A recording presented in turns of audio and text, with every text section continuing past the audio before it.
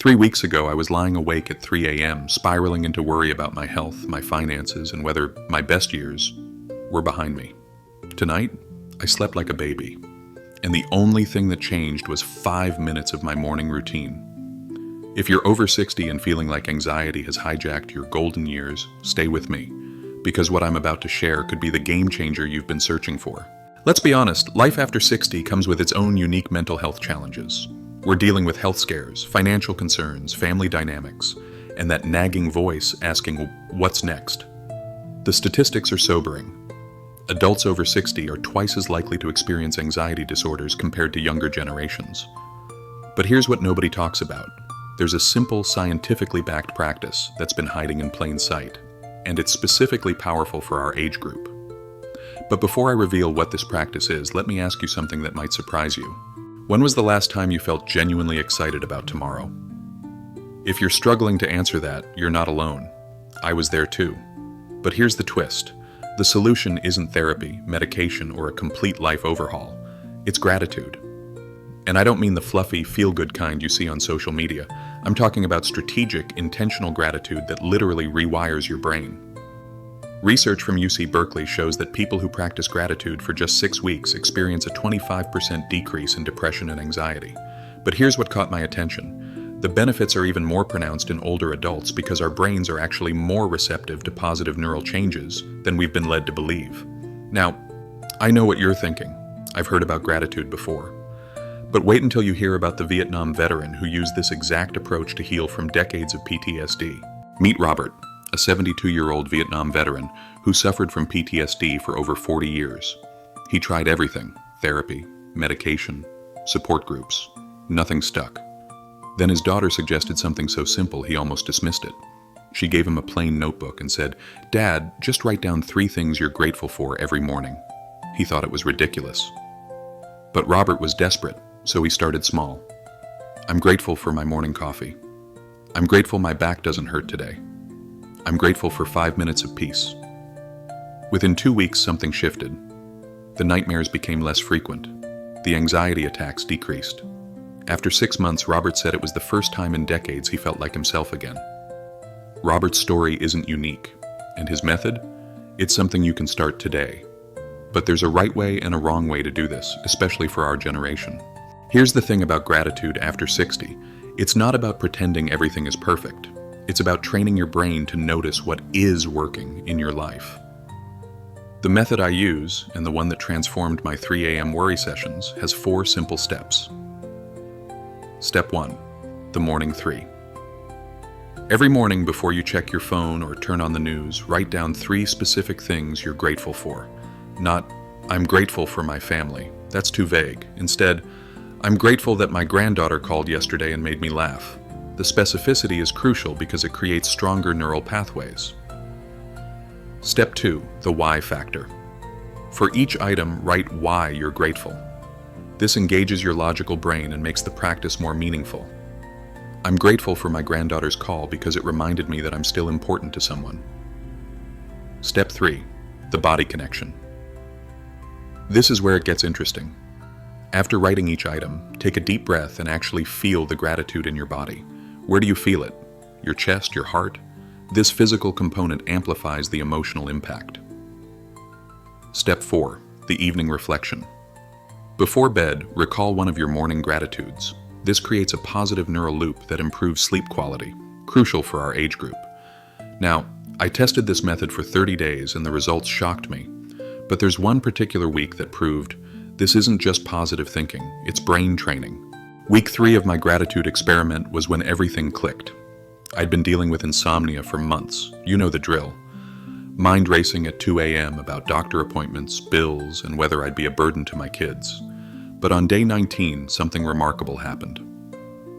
I was lying in bed, and instead of the usual worry spiral, my brain automatically started reviewing my morning gratitudes. I remembered being grateful for my neighbor's wave, for the perfect temperature of my tea, for the fact that my arthritis wasn't bothering me that day. I fell asleep within minutes. But here's the real kicker. By week 4, I noticed I was naturally looking for things to be grateful for throughout the day. That shift from what's wrong to what's working changed everything.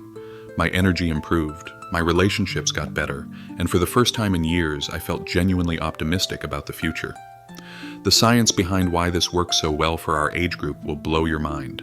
Here's what happens in your brain when you practice gratitude consistently. You're literally building new neural pathways. Think of it like creating a new walking path in your garden. The more you use it, the more established it becomes. Research shows that after 60, our brains have something called crystallized intelligence. We're actually better at forming positive thought patterns than younger people because we have more life experience to draw from. That's why gratitude practices are up to 40% more effective in older adults. Plus, gratitude triggers the release of dopamine and serotonin, your brain's natural antidepressants.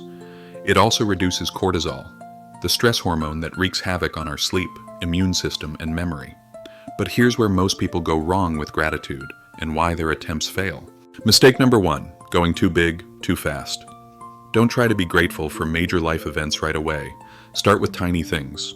The warmth of sunlight on your face, a comfortable chair, a good cup of coffee. Mistake number 2, making it a chore.